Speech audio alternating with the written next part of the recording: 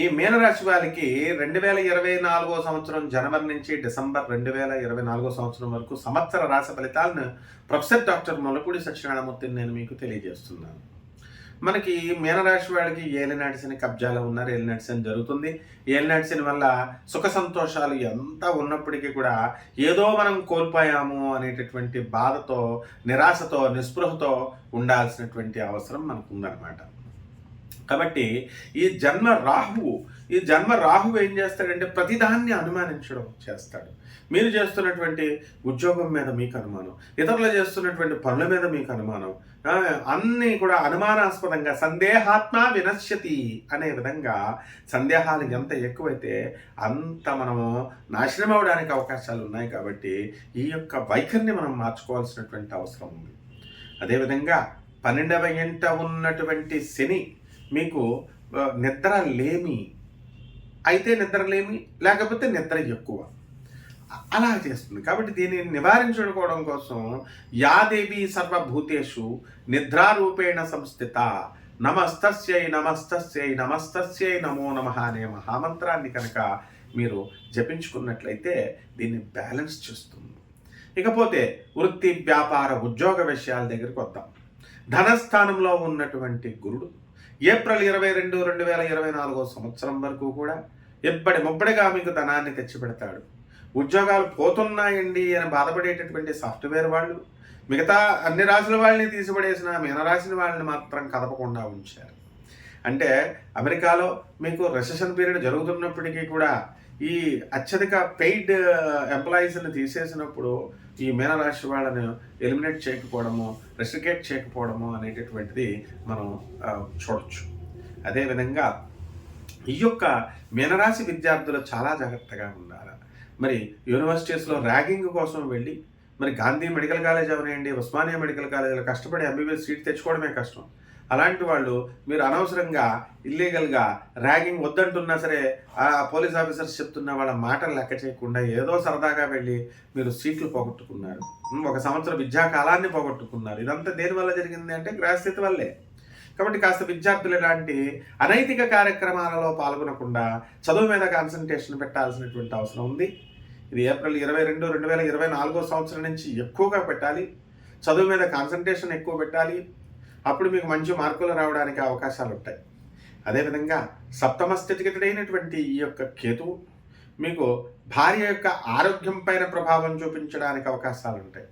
కాబట్టి ఈ భార్య పట్ల మీరు ప్రేమను చూపించాలా. మరి భార్యగా కనుక ఒంట్లో బాగోకపోతే శాడిస్ట్ భర్తలు చాలామంది ఉన్నారు, వదిలేసి మరి పుట్టింటికి పంపించేసినటువంటి వాళ్ళు. ఇటువంటి వాళ్ళు తమ వైఖరిని మార్చుకోవాలా.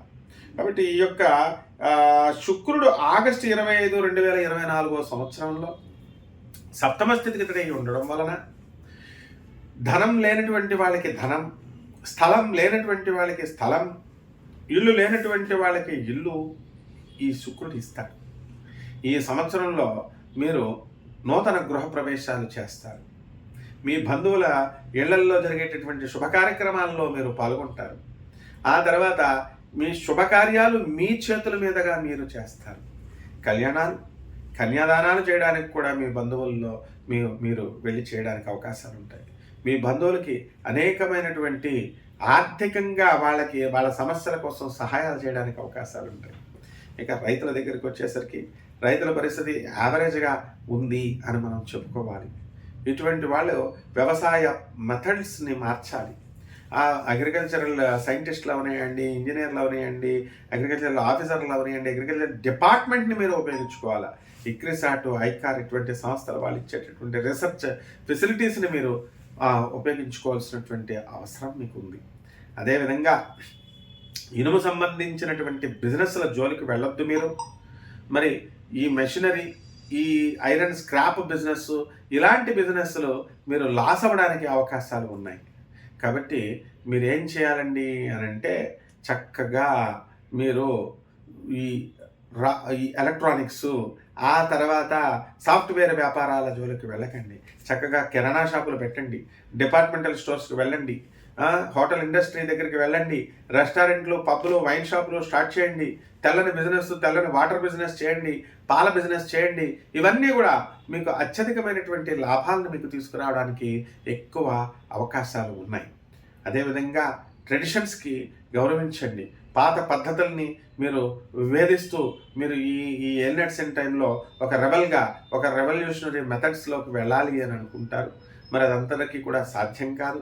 మీ వైఖరిని చూసి ఏంట్రా బాబు వీడు విప్లవాత్మకంగా ఉన్నాడు అనేటటువంటి మీకు మీ ఫ్రెండ్స్ మీకు దూరంగా జరగడానికి అవకాశాలు ఉంటాయి. అంతేకాదు మీ భార్య పట్ల భయపడేటటువంటి సందర్భాలు ఉంటాయి.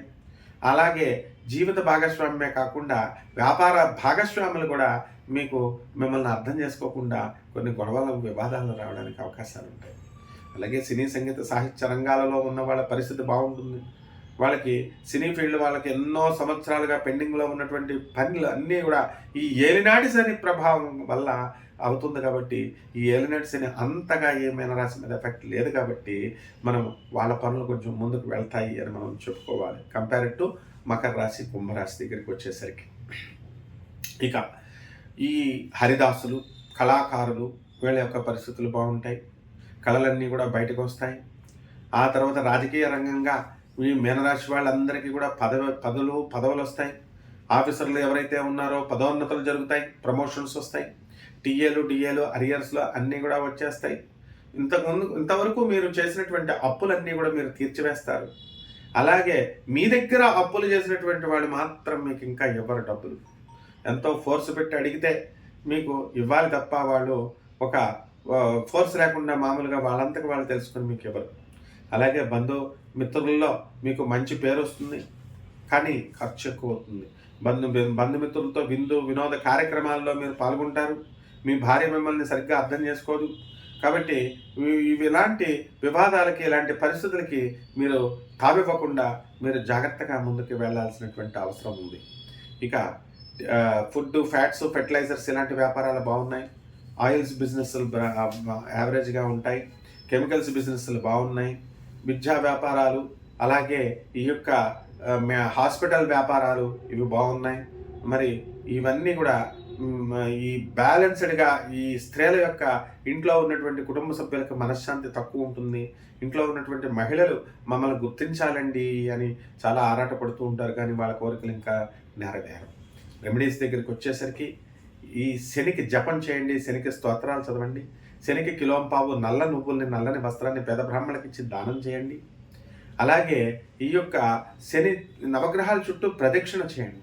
ప్రదక్షిణ చేసి శనీశ్వరుడికి చక్కగా నువ్వుల నూనెతో అభిషేకం చేయండి శనివారం నాడు.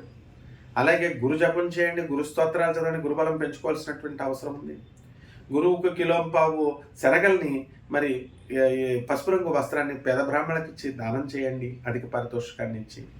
అలాగే ఏదో ఒక గురుక్షేత్రానికి దత్తాత్రేయుడు గణకాపురం దగ్గర ఉన్నారో, పిఠాపురమో, కురవపురమో, లేకపోతే బ్రహ్మంగారి మఠానికో, లేకపోతే రాఘవేంద్ర స్వామి వారి గుడికో, గురు స్థానాలకు వెళ్ళండి. శృంగేరి వెళ్ళి జగద్గురువు ఆదిశంకరాచార్యుల వారు, మా గురువుగారు అయినటువంటి భారతీతీర్థ స్వామి వారిని ఆయన దర్శనం చేసుకోండి. విధుశేఖరేంద్ర సరస్వతి స్వామి వాళ్ళే మనకు జగద్గురువులు. వాళ్ళ దగ్గరికి వెళ్ళండి, దర్శనం చేసుకోండి. ఈ విధంగా కనుక చేసినట్లయితే మనకి ఈ సంవత్సరం అంతా కూడా ఉన్నటువంటి దోషాలు పోయి సుఖవంతమైనటువంటి జీవితం మనం గడపడానికి అవకాశాలు ఉంటాయి. శోభామస్తు.